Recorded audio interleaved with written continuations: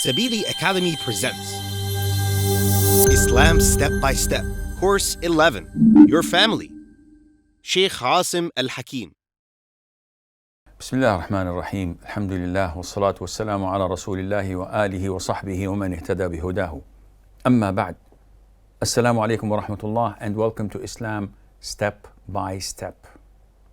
The family has great importance in Islam, and the family is composed of parents and children.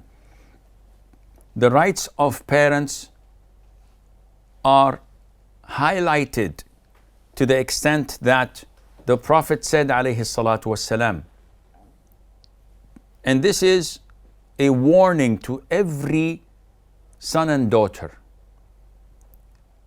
how to respect their parents, even if their parents were negligent of their rights, even if their parents did not care of them when they were young, did not provide for them, fled them and came after 10-20 years.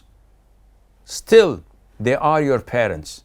The Prophet says, alayhi salatu wasalam, a parent is the middle gate of all gates of paradise, which means that obeying your parent would lead you to Jannah. Now, if you like, you may lose it or keep it. The translation of the parent is in Arabic al-walid, which is the father.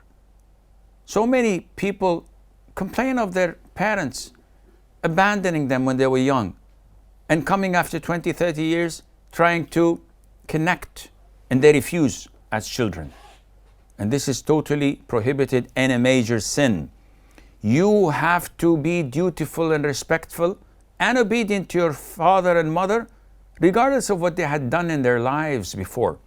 The Prophet says, alayhi salatu wasalam, to his companions, shall I not inform you of the greatest of the major sins, the greatest of the major sins? So the companions said, yes, please, O Prophet of Allah.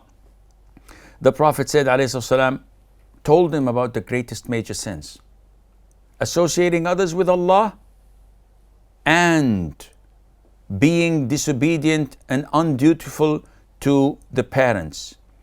And of course, when we say it's mandatory for you to obey your parents, it goes without saying that we mean when they do not order you to disobey Allah. Because if they disobey Allah Azza wa Jal or order you to disobey Allah, you must not obey them. Allah the Almighty Azza wa Jal told us that even if they were to struggle with you so that you would associate others with Allah, do not obey them, but give them good companionship. Even when they are forcing you to associate partners with Allah, Allah says don't obey them, but be dutiful and give them good companionship. And this good companionship is manifested when they are old in age. The older they get, the more vulnerable they are, the more duty and responsibility lie on your shoulders to honor them and to give them a good life, not to complain of their requests and demands, and always to be humble to them, even if they were disbelievers. A lot of the reverts, when they accept Islam, they boycott their parents because they're Christians or Jews or whatever. They never call them, they never contact them. What is this? This is a major sin. Yes, Sheikh, but they are disbelievers. You must be kind and dutiful to them and obedient. Their religion has nothing to do with your responsibilities towards them.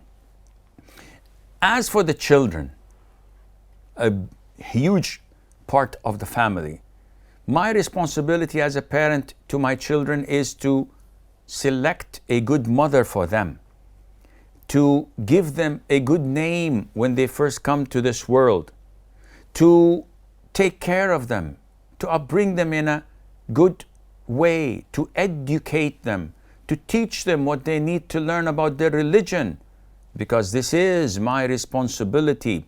The Prophet says, ﷺ, every one of you is a guardian and is responsible for those in his custody.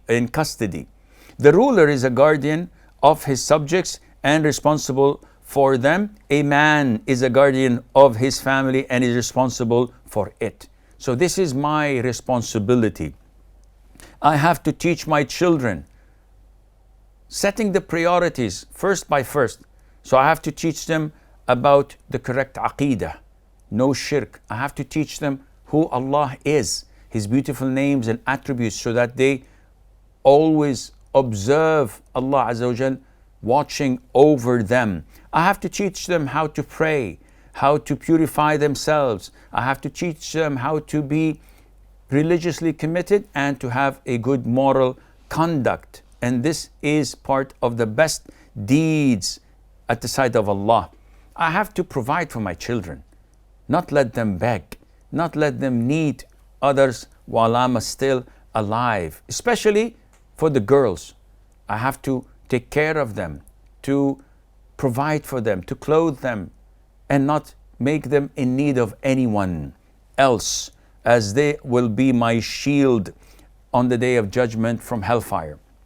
And finally, I have to be fair with my children, both boys and girls, especially when it comes to financial expenditure, and also in showing my affection and compassion to them all.